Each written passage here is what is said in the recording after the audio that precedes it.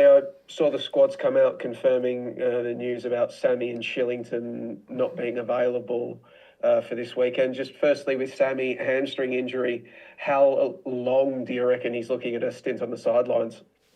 I think somewhere between 4 and 6 weeks from what we've first been told, but we're still waiting for the final report from the doctor. It was quite significant, which is unfortunate. And Shillington, is that just a case of standard concussion protocol, out for 10 days, and then you'll hopefully get him back in the squad? Yeah, correct. I think it's 8 days. So, but although he's had quite a couple, I think he's had 2 or 3 prior concussions. Maybe the last one was last year, and the one prior to that, I think, was 2 years ago. So he's actually feeling fine, but they're just going to use a little bit more precaution with that one. But in general, he should be back in 8 days.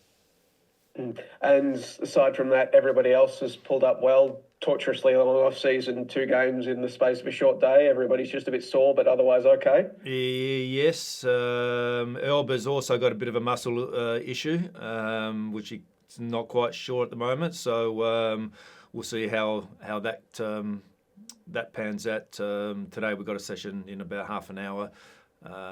So he's touch and go.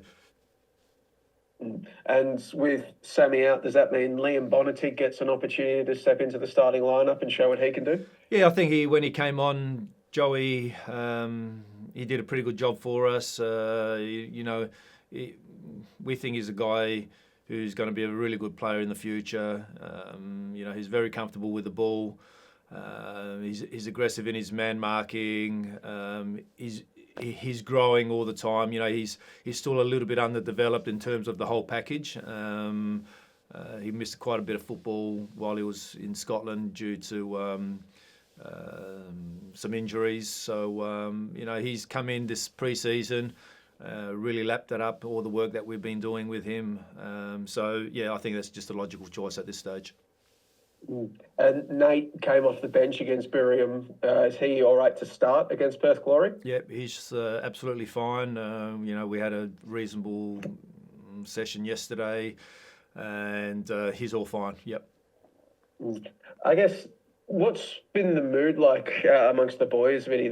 Asia's 2 losses to start the year in Asia, but finally get that win on the board. The season's back. They don't have to worry about off-season training anymore. It's now the season again. Is everybody bouncing around the joint? Yeah, look, it's the mood always swings depending on wins and losses, unfortunately, and I think that's in most sports. But our guys are really positive. The mood's good. Even the mood was really good with the 2 losses that we had early in the Champions League, and I think we all felt that we were building, and I think that's like for everyone, especially when you start the A-League season. It always takes you probably 3 to 4 games to really get clicking. So our mood's pretty good. We're positive. We know what we need to do. We know we're up against a really competitive team. Perth has certainly changed their team from last season. They started off the game last week against Wellington really well, taking a 2-goal lead and then got pegged back. But they're a different kettle of fish than they were last year, absolutely. Because, when we look at that game against Wellington, making the longest trip in almost world football, but we still had 72% possession. Do you reckon that will play out again at Amy Park? You're going to have, 7/10 of possession against the Glory? Look, you don't know. We're a team who try to keep the ball as long as we possibly can. Just on the simple theory of you keep the ball away from your opponent, they have less chance of creating chances. So. That's the way that game panned out. But, you look at the first 20 minutes, they could have been 3 or 4-0 up, to be honest. And the way it panned out, Wellington always been trying to play a decent brand of football. So we'll see. It's a it's a different game for us because, as I said, they are definitely a different team than they were last year. But we got to go into the game again with our right mindset, our mentality. That's been really good. I don't have absolutely any complaints about that, the way we approach a game. And if they want to beat us, they're going to have to be really good.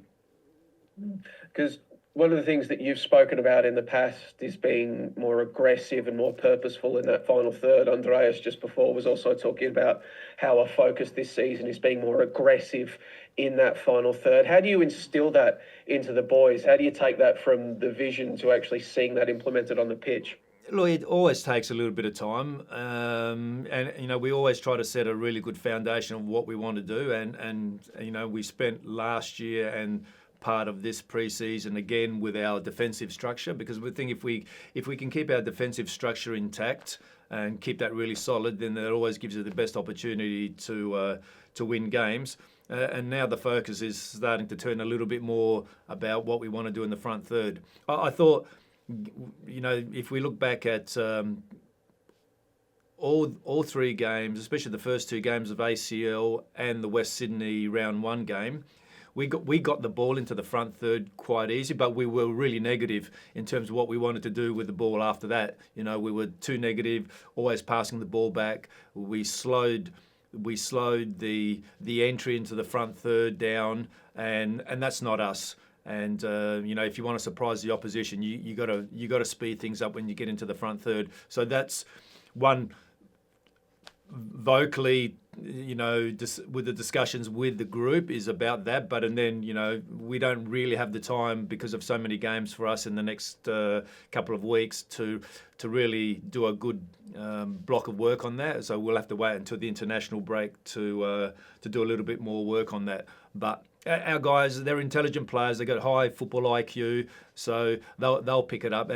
And I think we saw the difference already in the game against Buriram. Our entries into the front third and our decision making in the front third was a lot better than it had been.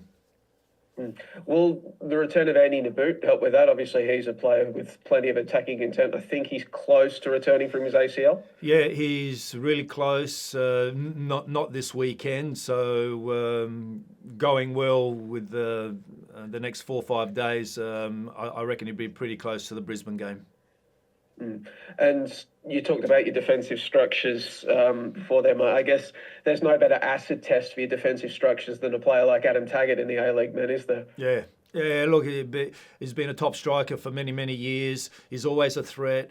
He's got great movement, especially in the box. Our guys really had some difficulties with him last season. I think everyone does anyway. As I said, he positions himself. He's been around a while now. He's a clever player, so absolutely dangerous player, so someone we have to keep an eye on.